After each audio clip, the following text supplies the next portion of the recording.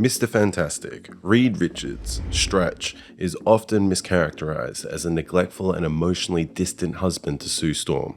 I feel like the tide is turning with the newer fans of the couple coming over to the fandom from Marvel rivals, but there's still a stain on Marvel's first family's marriage that has followed, and rested solely on, the shoulders of Reed for years.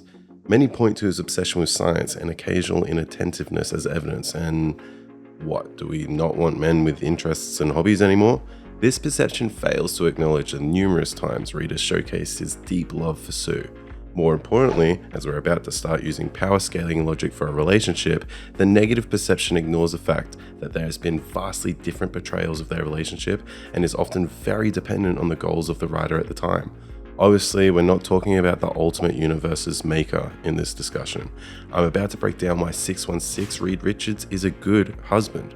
Together, we're going to highlight the version of the relationship that should be considered the definitive one. And for newer fans of the comics, I recommend some reading for getting into the fan for as we go ahead. Not to name and shame, well, I might later if I feel especially passionate about it, but a lot of authors did not handle Reed and Sue's relationship with the care it deserved. For example, early Silver Age comics often depicted Richards in a patriarchal and dismissive manner. This reflected the gender norms of the 1960s more than they reflected his true character. More like when you hear a story about how your grandparents met and it ended out in some riz that would be considered assault in this day and age. But as comic storytelling and civil rights evolved, so did the depth of their relationship. A crucial turning point and a personal favourite Fantastic Four author of mine is Jonathan Hickman's work with the Fantastic Four, effectively spanning from Fantastic Four issues 570 to 611 and FF 1 through 13, as well as his introductory work to the family with the Fantastic Four Dark Reign tie-in. With Hickman, Reed and Sue's relationship is depicted as one of mutual respect and love. He highlights a deep emotional bond, portraying Sue as Reed's grounding force and Reed as a devoted, if sometimes obsessed, husband. This version of Sue and Reed is arguably the most realized, and should be the one that stands the test of time. Reed does not ignore Sue or treat her as an afterthought like some authors have them written. Rather, she is an integral part of his life, because these are fictional characters after all, and one of Marvel's most legacy teams. It's unfair to hold the worst versions with the worst writing as a definitive take. Another talking point for critics of Sue and Reed is the idea that Sue frequently entertains relationships and situationships with other men, particularly Namor. The blame for this often falls back on Reed being an inadequate husband. Some blame Sue for being a cheat. I blame lazy writing. Granted, this did start with the legend Stan Lee. In Fantastic Four Volume 1, Issue 4, Namor has been wandering the Earth as a memory-wiped bum and immediately tries to claim Sue as his wife. Even the issue cover is meant to solicit drama and views. About 40 years later, we have Chris Claremont continually disrespecting the relationship. Instead of portraying Sue Storm as an anchor and a strong-willed woman, she is weak-willed. Claremont has shipped Sue of both Doom and Namor, which is normally brushed under the rug by any following author. And yes, okay, I can't ignore some pieces of media to make my point what I want it to be. Sue has had an emotional relationship with Namor, although even at its worst, there's been no confirmation they've slept together in the mainline canon. If anything, Namor is often seen as a creepy obsessive who passionately tries to pry Sue away from Reed, which I think ruins Namor's character as well, even though he is often depicted as a bit of a dick anyway.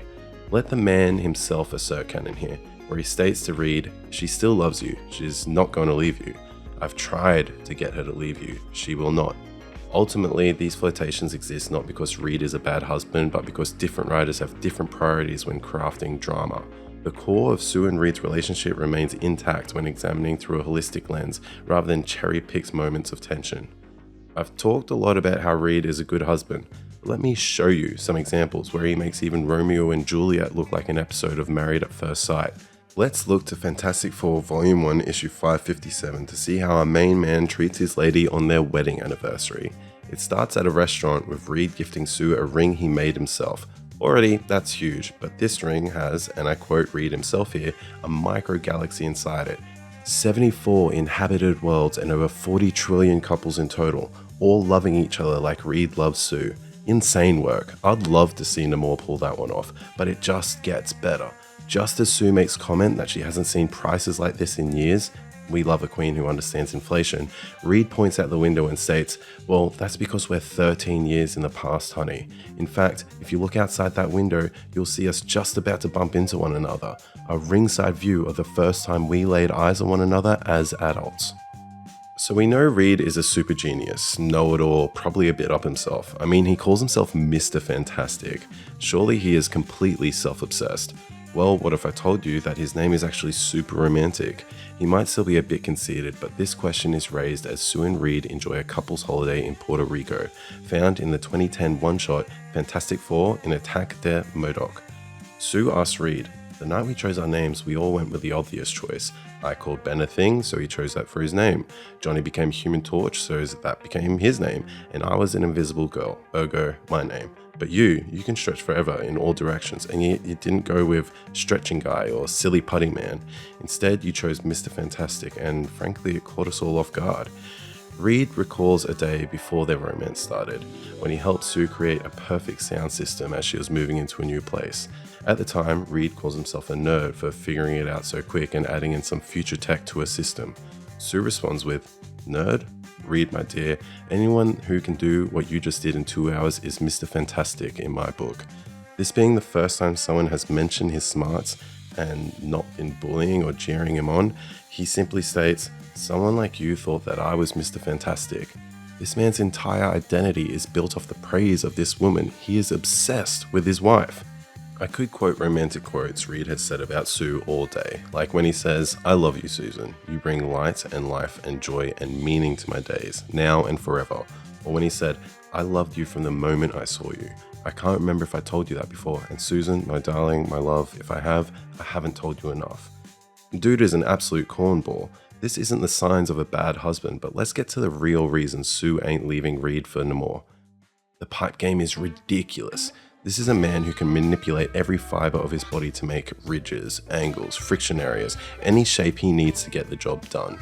In Fantastic Four Volume 1, Issue 532, written by J. Michael Straczynski, another great Fantastic Four writer, we see Reed literally witness the entire history of the universe from pre-Big Bang, and being driven to the edge of sanity and what the human mind can witness, he figures out the literal meaning of life.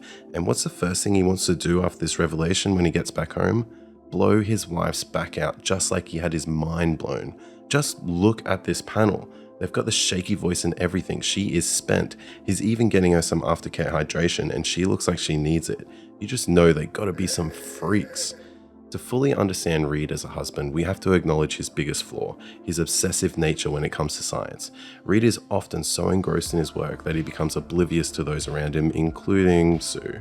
And Reed is often stated to be the smartest man in the Marvel Universe. His science isn't just a budding hobby. Oftentimes it is literally because he must lock in, as he is solely the only one able to save the Earth or even sometimes the multiverse. This isn't an excuse for his shortcomings, but it is an integral part of his character that creates genuine conflict in their marriage. However, what makes their relationship compelling is that Sue does not simply accept this, she challenges this. She calls him out when he neglects his duties as a husband and a father, and Reed listens. Their relationship is not perfect, but it is real. They work through these conflicts rather than allowing their relationship to fall apart, which brings the Fantastic family together stronger than ever before. The idea that Reed Richards is a bad husband is an oversimplification that ignores the depth and evolution of his character. Yes, he is obsessive, and yes, he sometimes gets lost in his work, but that does not negate the numerous times he has proven his love for Sue. More importantly, their relationship's portrayal varies based on the writer, and the strongest, most respectful version of their bond comes from modern depictions, especially runs like Hickman's run. Sue Storm is not a neglected wife, pining for attention from any aquatic fuckboy that tries to seduce her, and Reed Richards is not a cold, emotionless scientist who just hyperfixates on his latest project. They are two individuals who challenge each other, support each other, and ultimately love each other in a way that is deeply human. Their love is not about perfection, it's about perseverance, respect, and shared growth. And that is why Reed Richards is, canonically, a good husband. Gracias, Candy. Es bueno que lo aprecies.